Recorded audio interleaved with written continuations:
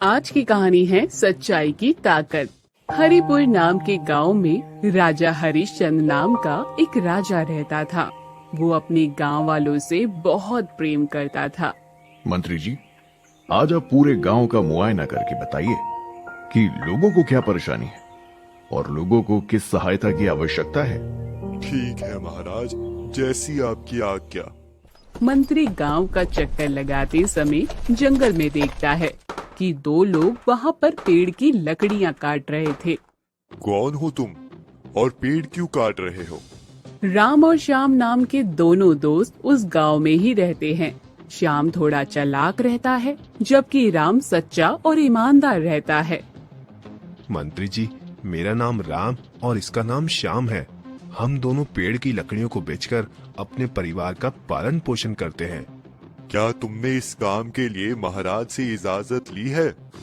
नहीं मंत्री जी, हमने इजाजत नहीं ली, लेकिन हमारे पास इसके अलावा और कोई रास्ता नहीं है, क्योंकि हमें यहाँ कोई काम नहीं दे रहा और ना ही हमारे पास इतनी जमीन है कि हम खेती कर सके। ठीक है, लेकिन तुम्हें महल आकर महाराज से इजाजत लेनी होगी। मंत्री ये कहकर वहाँ से चला जाता है और उसी शाम राम और श्याम दोनों महल में हाजिर होते हैं। प्रणाम महाराज। मैंने सुना है तुम दोनों मेरी इजाजत के बिना जंगल के पेड़ों को काटकर उनकी लकड़ियां बेच रहे हो। महाराज, हम मजबूर हैं। क्या मतलब? महाराज, असल में हमें गांव में कहीं काम नहीं मिल रहा था, इसीलिए अपने परिवार का पेट पालने के लिए हम ये काम कर रहे हैं। ठीक है, लेकिन इसके लिए तुम्हें पहले मुझसे इजाजत लेनी चाहिए थी। हमें माफ कर दीजिए महाराज, अब से हम आपकी इजाजत के बिना कुछ नहीं करेंगे। ठीक है, लेकिन तुम दोनों को मेरी दी गई एक परीक्षा में सफल होना होगा, तभी तुम इस गांव में जो करना चाहो कर सकते हो। कैसी परीक्षा महाराज? गांव के पीछे एक बड़ा सा जंगल है, जहां पेड़ के नीचे बैठे तपस्वी साधु से जड़ी बूटी लेकर मुझे देनी होगी। याद रहे, ये काम तुम्हें सच्चाई और ईमानदारी से करना है। ये परीक्षा इतनी आसान नहीं है। ऐसा करते हैं, हम इनकार कर देते हैं और दूसरे गांव चलते हैं, क्योंकि परीक्षा में सफल होने के बाद भी हमें लकड़ियां ही बेचनी है।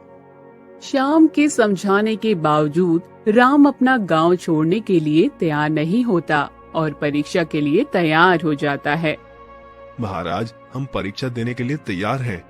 ठीक है, जाओ और वो जड़ी बूटी मेरे पास लेकर आओ। राम और श्याम जंगल की ओर निकल पड़ते हैं। राम, तू पागल हो गया है क्या? तूने राजा की बात क्यों नहीं मानी?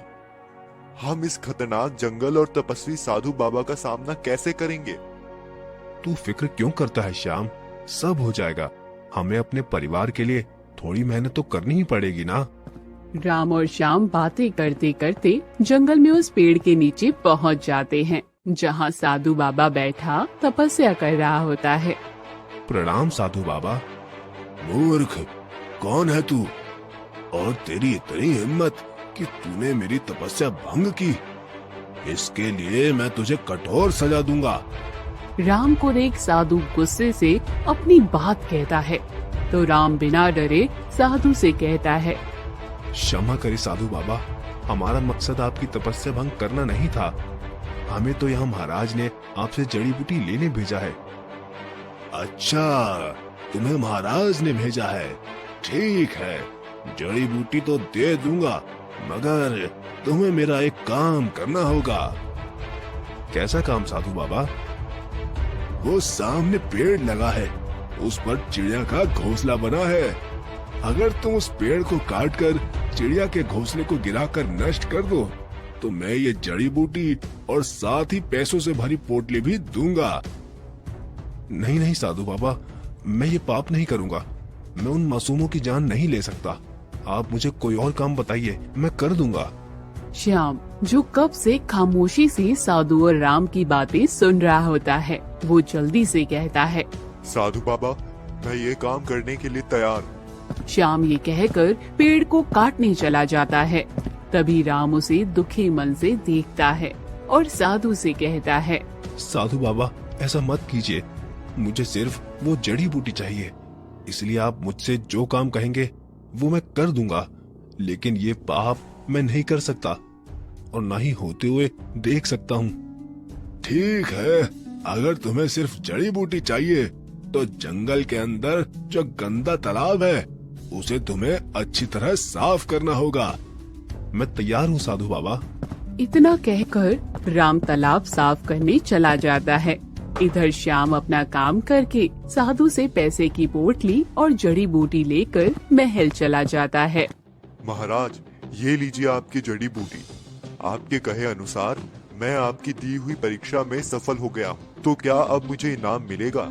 हाँ, क्यों नहीं, मगर तुम्हारे साथ राम भी तो था, वो कहाँ गया? महाराज, राम तो भाग गया। उसने मुझसे कहा कि उस खतरनाक जंगल में भला कौन अपनी जान जोखिम में डालकर महाराज के लिए जड़ी बूटी लाएगा। मैं पागल नहीं हूँ, इसलिए मैं वापस जा रहा हूँ। अगर तुझे वो जड़ी बूटी मिल जाए तो मुझे भी बता देना और राजा से कहना कि हम दोनों ने मिलकर ढूंढी है। राजा श्याम की बात सुनकर गुस्से से मंत्री से कहता है, मंत्री जी, मुझे वो झूठा राम किसी भी कीमत पर चाहिए। जाइए और उसे मेरे पास लेकर आइए। जो हुकुम महाराज। मंत्री श्याम को ढूंढने जाता है, मगर मंत्री को राम कहीं नहीं मिलता। मंत्री महल आकर राजा को राम के ना मिलने की खबर सुनाता है, जिससे राजा और ज्यादा क्रोधित हो जाता है। इधर राम को तालाब साफ करते करते काफी देर हो जाती है। जब तालाब साफ हो जाता है तब वो साधु से जड़ी बूटी ले आता है। ये लो पुत्र, तुम्हारी सच्चाई, मेहनत और ईमानदारी की कीमत। राम जड़ी बूटी लेकर जैसे ही कदम बढ़ाता है तभी उसे साधु कहता है, रुको पुत्र, मैं भी तुम्हारे साथ चलता हूँ। राम महल पहुंचकर अंदर जाता है। तभी साधु महल के बाहर रुक जाता है। साधु बाबा, आप रुक क्यों गए? चलिए अंदर। पुत्र तुम जाओ, मैं आता हूँ। साधु की बात मानकर राम अंदर चला जाता है। महाराज, ये लीजिए आपकी जड़ी बूटी। राम, क्या तुम मुझे मूर्ख समझते हो? तुम्हें क्या लगता है कि तुम मुझसे झूठ बोलोगे और मैं उसे स्वीकार कर लूंगा? मैं तुम्हें इसकी कठोर सजा दूंगा। मगर महाराज, आपने ही तो मुझसे ये जड़ी बूटी मंगवाई थी। हाँ, मंगवाई थी, मगर तुम झूठ बोल रहे हो। श्याम मुझे पहले से ही तुम्हारी सच्चाई बता चुका है। तुम इतने गिरे हुए निकलोगे मैंने कभी सोचा नहीं था। राम राजा की बात सुनकर खामोश रहता है। तभी महल में साधु बाबा आता है और कहता है, झूठा राम नहीं बल्कि श्याम है। प्रणाम तपस्वी, आप यहाँ? हाँ महाराज, मुझे यहाँ इसलिए आना पड़ा क्योंकि अगर मैं ना आता तो एक बेगुनाह को सजा मिलती। मैं जानता हूँ इन दोनों को आपने मेरे पास भेजा था, लेकिन मैं इन दोनों को देखते ही समझ गया था कि इनमें से कौन सा लालची झूठा है और कौन सा सच्चा और ईमानदार है। इसीलिए मैंने एक चिड़िया के घोंसले को गिराने की शर्त रखी। राम ने तो इनकार कर दिया, परंतु श्याम ने पैसों की लालच में आकर वे घोंसला गिरा दिया। और तो और महाराज, मैं ये भी जानता था कि श्याम आपके पास जाकर राम के बारे में झूठ बोलेगा। इसीलिए राम की सच्चाई बताने के लिए मैं यहाँ खुद आया हूँ। राम ने पूरी सच्चाई और ईमानदारी से आपकी दी हुई परीक्षा में सफलता पाई है। यही नहीं, राम ने तो उन चिड़ियों के घोंसले के साथ साथ जंगल में मौजूद सभी जानवरों के लिए गंदे तालाब को भी साफ किया है। राम की सच्चाई जानकर राजा राम से कहता है, राम, मुझे माफ कर दो। मैं इस श्याम के झूठ को सच मान बैठा था, इसके लिए मैं शर्मिंदा हूं। ये लो पैसों से भरी पोटली, ये तुम्हारी सच्चाई और ईमानदारी का इनाम है। और श्याम, तुम्हें मैं झूठ बोलने और लालच करने के जुर्म में यहाँ कैद करता हूँ। नहीं नहीं महाराज, श्याम मेरा दोस्त है, इसे माफ कर दीजिए और मुझे इन पैसों की कोई जरूरत नहीं है। मैं लकड़ियां काटने में ही खुश हूँ। राम की बात सुनकर श्याम रोने लगता है और राम से कहता है, मुझे माफ कर दो राम, मुझे तुम्हारे साथ ऐसा नहीं करना चाहिए था। अब मैं समझ गया हूँ कि सच्चाई की ताकत से हमेशा जीत हासिल होती है।